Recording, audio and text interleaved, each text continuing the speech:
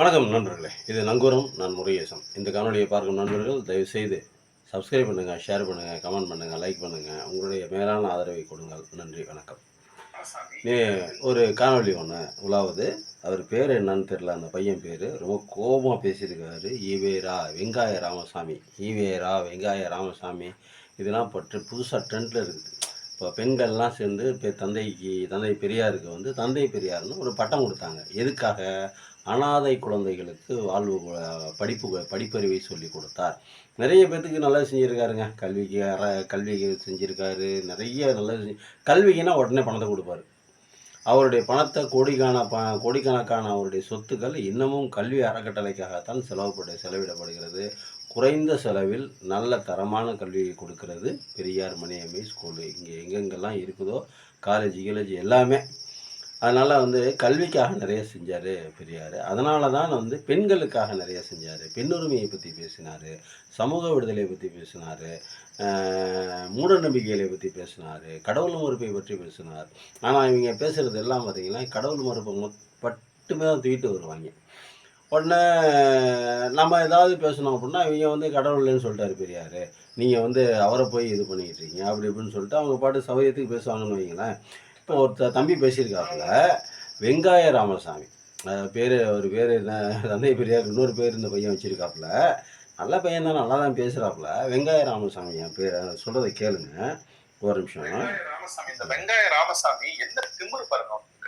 நான் உங்கள்கிட்ட ஒரே ஒரு கேள்வியை மட்டும் வைக்கிறேன். வெங்காய ராமசாமி என்ன திமிரு பாருங்க அவனுக்கு. யாருக்கு? ராமசாமிக்கு. அதாவது அந்த கேட்குற கேள்வியில் ஒரு அந்த அர்த்தம் இருக்குது பார்த்தீங்களா? அந்த அர்த்தத்தை தெரிஞ்சுக்கிட்டு கேட்குறாங்களா, தெரியாமல் கேட்குறாங்களா? என்ன வெங்காய ராமசாமி என்ன திமிரு பாருங்க. ஏய், உன்னையெல்லாம் என்ன கணக்கில் சேர்க்குறதுனே தெரியல. நீ எல்லாம் என்ன ஜென்மன்னே தெரியல. உனக்கு பெரிய நீ வந்து என்ன நான் வந்து ஜாதியை பற்றி நம்ம ஜாதி மறுப்பாளர்கள், கடவுள் மறுப்பாளர்கள் ஒரு பக்கம், ஜாதி மறுப்பாளர்கள் தான் நம்ம முக்கியம். கடவுள் கூட அப்படி தான். ஜாதி எங்கடா ஜாதி மறுப்பாளர்கள் அப்படின்னு சொல்லும்போது ஜாதி எங்கடா வருது அப்படின்னா அது சாமிக்கிட்ட தான் வருது. அதனால் சாமி மறுப்பாளர். ஆனால் முதல்ல வந்து ஜாதி மறுப்பாளர்கள் தான் நம்ம. இந்த பையன் இது என்ன சமாச்சாரம்னு தெரியல. அவர் பாட்டுக்கு பேசுகிறாரு. பெரியாரை பற்றி பேசுவதற்கு இந்த உலகத்தில் உண்மையிலே எவனுமே இல்லை. விமர்சிச்சுட்டு போ, அது வேறு. அது நாங்கள் தப்பாக எடுத்துக்கல. நீங்கள் பெரியாரை விசாரித்து விமர்சி உன்னைய மாதிரி அப்பன் தாத்தன் பாட்டன் பூட்டன்லாம் பேசாத பேச்சு இல்லை பெரியாரை. என்ன நீ வந்து பேசுகிறதுனால பெரியார் தரம் தாழ்ந்துட போகிறதில்ல. அவருடைய அந்த ஈகை குணம், அதில் இருக்கிற நல்லெண்ணங்கள்லாம் மங்கி போகிறதில்ல. நீ பேசிக்கிட்டே இருக்க வேண்டியதான், நீ கத்திக்கிட்டே இருக்க வேண்டியதான். அவர் செஞ்சது வந்து இன்ன வரைக்கும் அவர் இனிமேல் நாளைக்கு என்ன உயிரோடு இருக்காரா? நாளைக்கு போய் ஒரு தப்பான காரியம் செய்ய போகிறாரு. எப்படா தப்பான காரியம் செய்வார்?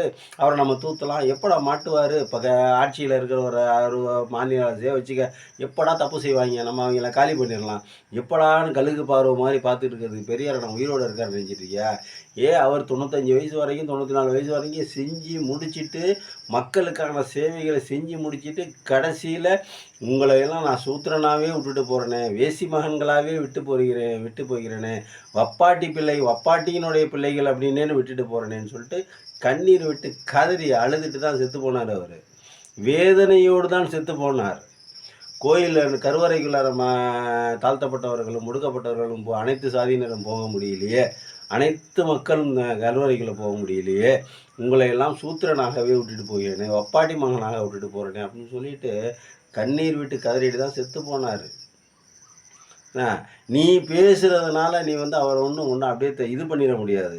பெரியார் பேசுனா தான், செஞ்சது தான். அதெல்லாம் முடிஞ்சு போச்சு. இவங்க என்ன பண்ணுறா, இந்த பையன் என்ன சொல்கிறாப்புனா நம்ம கேட்போம். பாருங்க, ஒரே ஒரு கேள்வியை மட்டும் வைக்கிறேன். சீமான் அண்ணன் இது பெரியார் மண் அல்ல, பெரியாரே மண்ணு தான் அப்படின்னு சொன்னான். உடனடி எல்லா கட்சியிலும் சீமான் அண்ணன் பெரியார் மண்ணு இல்லை, பெரியாரே மண்ணு தான். பெரியார் மண்ணு தான், பெரியார் மண்ணாக தான் போயிட்டாரு. ஆனால் பெரியார் இன்னும் போய் பாரு, ஒவ்வொரு பள்ளிக்கூடத்துலேயும் வாழ்ந்துக்கிட்டு இருக்காரு. பெண்கள் ஸ்கூலுக்கு போகிறாங்க பார்த்தீங்களா? பெண்கள் ஸ்கூலுக்கு போகிறாங்களே, காலேஜ் ப்ரொஃபஸராகவும் கல்லூரி ஓட்டுகிறார்கள், ஆட்டோ ஓட்டுகிறார்கள், இது ஓட்டுறாங்க, அது ஓட்டுறாங்க, அது பண்ணுறாங்க, இது பண்ணுறாங்க. அவர்களுடைய மூளையில் வசிக்கிறார் பெரியார். பெரியார் செத்து போயிட்டாருன்னு சொல்றியா நீ? பெரியார் செத்து போயிட்டாருன்னா, நாங்கள் பெரியாருடைய உடல் தான் செத்து போய்விட்டது. பேரறிஞர் அண்ணா சொன்னார், நீ இந்த என்னுடைய கொள்கைகள் இந்த தமிழ்நாட்டை ஆள்ற வரைக்கும் நான் ஆள்றேன்னு தான் அர்த்தம் அப்படின்னாரு. அதே மாதிரி தான் பெண்களுடைய மூளையில் வசிக்கிறார் பெரியார். படித்து விட்டு காலேஜில் வேலை செய்கிறாங்க பாரு பெண்கள், ஆஃபீஸில் வேலை செய்கிறாங்க பெண்கள், அரசு அலுவலகங்களில் வேலை செய்கிறாங்களே, மத்திய மாநில அரசு அலுவலக தனியார் துறையில் வேலை செய்கிறாங்களே, அந்த பெண்களினுடைய மூளையிலெல்லாம் பெரியார் வசிக்கிறாரு. சும்மா இல்லை பெரியார். அவர் ஒரு சித்தாந்தம், அவர் ஒரு பெரிய மகான்.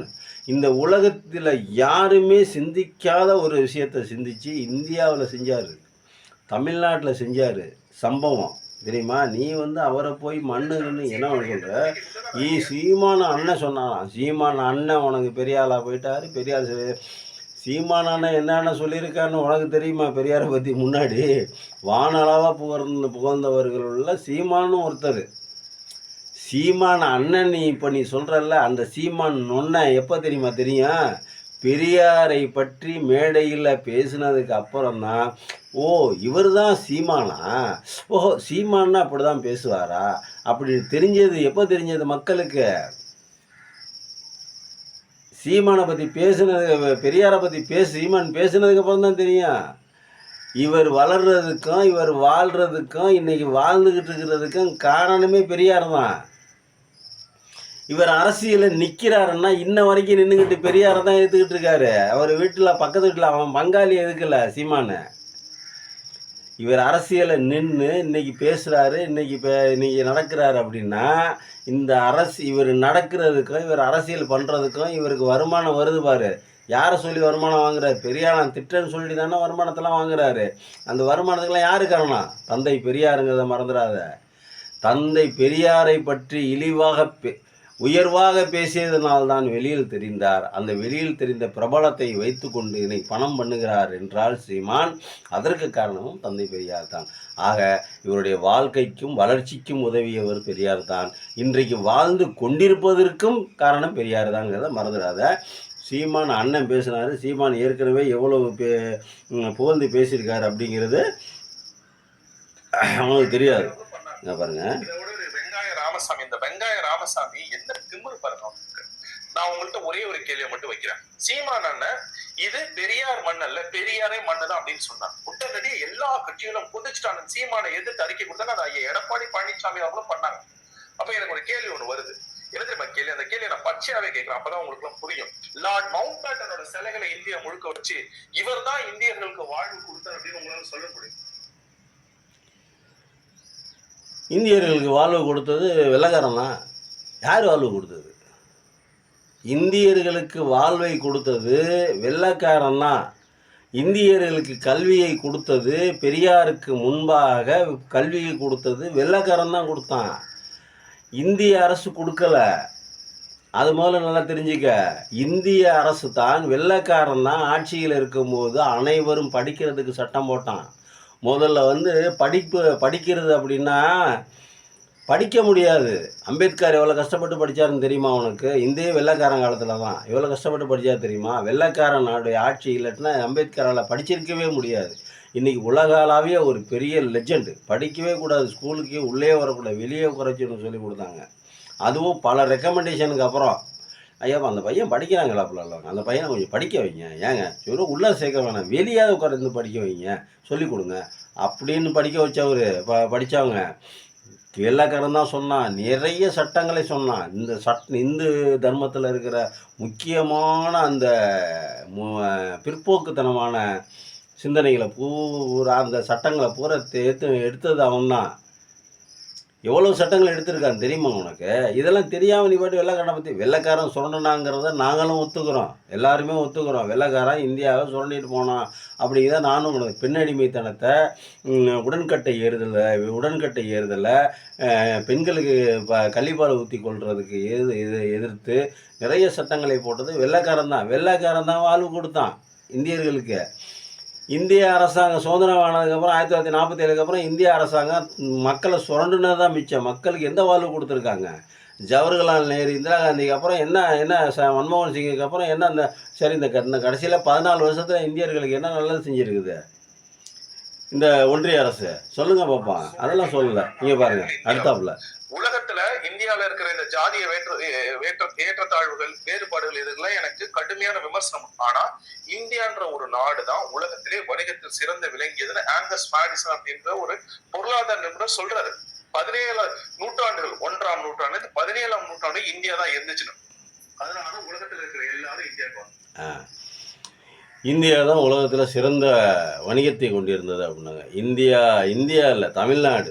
இந்தியாவில் எங்கே இருக்குது? வெள்ளைக்காரன் வந்ததுக்கப்புறம் தான் மும்பை துறைமுகமே கட்டப்பட்டது. அது தெரியுமா உங்களுக்கு? மும்பை துறைமுகம் எப்போ கட்டப்பட்டது? வெள்ளைக்காரன் காலத்தில் தான் கட்டப்பட்டது. அதுக்கு முன்னாடி மும்பையிலேருந்து வணிகம் நடக்கலை. அதற்கான ஆதாரங்கள் எதுவும் இருக்கிறதாக தெரியலை.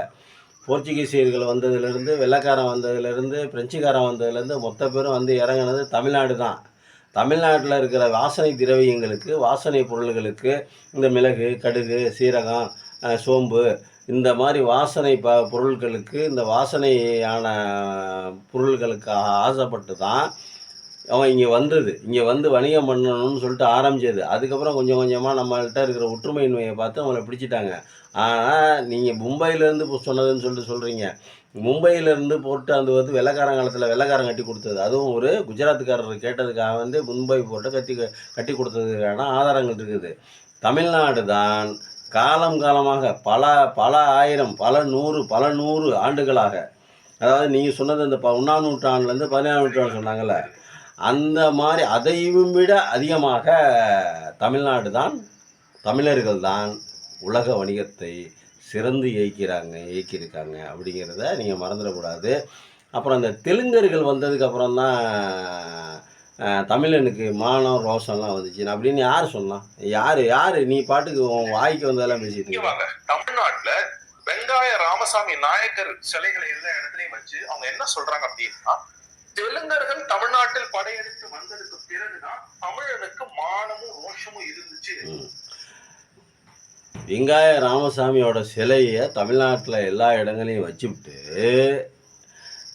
அவங்க என்ன சொல்கிறாங்கன்னா, தெலுங்கர்கள் இங்கே படையெடுத்து வந்ததுக்கு அப்புறம் தான் தமிழனுக்கு மானமும் ரோஷமும் வந்துச்சுன்னு யார் சொன்னான்? என்ன ஆதாரம் இருக்குது? ஏதாவது வாயில் வந்ததால் அடிச்சு விடுவியா? சீமான் சொல்கிறான்னா ஆதாரத்தோடு சொல்கிறான்னு நினச்சிட்டு இருக்கியா? அவனே ஒரு டுபாக்கூர். அவன் பேசுகிற அத்தனையும் டுபாக்கூர். அவன் என்னைக்கு பெரியாரை தொட்டு பெரியாரை வந்து சிதைக்க ஆரம்பித்தானோ அன்னைக்கே அவன் டுபாக்கூருன்னு தெரிஞ்சு போச்சு. அவன் ஆமக்கறி சாப்பிட்டதுலேருந்து போய் மேதகு பிரபாகரன் அவர்களை பார்த்ததுலேருந்து மொத்தமும் டுபாக்கூர் தெரிஞ்சு போச்சு. அவன் சொல்கிறான்னு அவன் பேச்சு கேட்டுக்கிட்டு நீயும் பேசிக்கிட்டு இருக்கிற. அவன் உனக்கு உனக்கு ஏதாவது தெரிஞ்சால் பேசு, தெரியாதுன்னா பேசு. பெரியாரை ஏற்றுக்கிட்டவர் பிரபாகரனே பெரியார் ஏற்றுக்கிட்டவர் தான். நீ போய் பிரபாகரனுடைய வரலாறு வேணால் படிச்சுப்பார், வாழ்க்கை வரலாறு வேணால் படிச்சுப்பார், நீ எதை வேணாலும் படிச்சுப்பார். பிரபாகரனே பெரியார் ஏற்றுக்கிட்டவர் தான். அதனால் மானமும் ரோஷமும் தெலுங்கர்கள் படையெடுக்க அப்புறம் தான் தமிழனுக்கு வந்துச்சு அப்படின்னு சொல்லிட்டு இந்த மாதிரியெல்லாம் ஏதாவது வதந்தியை கிளப்பி விட்டு உள்ளுக்குள்ளே இந்த பிரித்தாளும் சூழ்ச்சியை கையாண்டு மக்களுக்குள்ள குழப்பத்தை உண்டு பண்ணக்கூடாது. ஏன்னா தமிழ்நாட்டு மக்கள் உன்னையோட தெளிவாக இருப்பாங்க. நீ தமிழனா இல்லையானே தெரியல, கயிறுலாம் வேற கட்டியிருக்கிற. ஏன்னா வந்து மக்களை பிரித்தாளும் சூழ்ச்சியெல்லாம் விட்டு அடுத்தாப்புல என்ன நடக்க போகிறது? தமிழ்நாடு மிகப்பெரிய ஆபத்தை எதிர்நோக்கி இருக்குது. ஒன்றிய அரசு ரொம்ப நெருக்கடிகளை தருது. தமிழ்நாட்டை தமிழை அழிக்கணும்னு மொத்தமாக ஒன்றிய அரசு ஒரு முடிவோடு இருக்குது. அதற்கான வேலையை பாரு. தமிழ்நாட்டை பற்றி நீ பேசிக்கிட்டு பெரியாரை பற்றி பேசி என்ன பண்ண? அவர் செத்து போயிட்டார். இனிமேல் பேசி என்ன பண்ண போகிற நீ பெரியாரை பற்றி? ஈர வெங்காயம் பெரியாருங்கிற இதெல்லாம் வந்து நீ பாட்டு பேசிக்கிட்டே இருக்க வேண்டியதான். நீ அவரை பேச தமிழ்நாடு மண்ணோட மண்ணாக தான் போகும். அவரை நீ உயர்த்தி பிடித்தால், அவரை நீ தூக்கி பிடித்தால், அவருடைய புகழை, அவருடைய கொள்கைகளை நீ பரப்பினால் தமிழ்நாடு நல்லா இருக்கும். நீ அவர் திட்ட தமிழ்நாடு நாசமாக தான் போகுங்கிறத மறந்துடாத. நம்ம தமிழ்நாடு இன்னைக்கு எவ்வளோ பெரிய பிரச்சனை இருக்குங்கிறத நீ யோசிச்சு பாரு. கல்வியை வேணாங்கிறான். கல்வியை போராடி பொக்காடி மக்கள் படிக்கணும்னு சொல்லிட்டு சொன்ன ஒரு பெரியார். அந்த கல்வியை முடக்கிறான். நீட்டை கொண்டு வரான், அதை கொண்டு வரான், நுழைவுத் தேர்வு கொண்டு வரான். இப்போ 3ஆவதுல பப்ளிக் எக்ஸாம் வைக்கிறாங்களாம். 3ஆவதுல, 5ஆவதுல, 8ஆவதுல, 9ஆவதுல, 10ஆவதுல, 11ஆவதுல, 12ஆவதுல இவ்வளோ எக்ஸாம். இதையெல்லாம் தாண்டி போனால் தான் நீ மேல்நிலை கல்விக்கே போக முடியும், உயர்கல்விக்கே போக முடியும். அப்படிங்கிற சூழ்நிலைக்கு மக்களை கொண்டு வந்து தள்ளுறான். இந்தியை கொண்டு வந்து திணிக்கிறான். இந்தியை கொண்டு வந்து திணிச்ச மாநிலங்கள்லாம் இந்தி எவ்வளோ தூரம் காலியாக போச்சுன்னு உனக்கு நல்லா தெரியும். தேடி பாரு, போய் படித்து பாரு, வரலாறை படித்து பாரு. எவனோ ஒருத்தன் ஏதாவது ஒன்று சொன்னானா பேசாத, வரலாறை படித்து பாரு, என்னென்ன இங்கே நடக்குது அப்படின்னு சொல்லி யோசிச்சு பாரு. அதுக்கப்புறம் வந்து காணொலியில் பேசுங்க, அறிவு தெளிவுடன் பேசுங்க. நன்றி, வணக்கம்.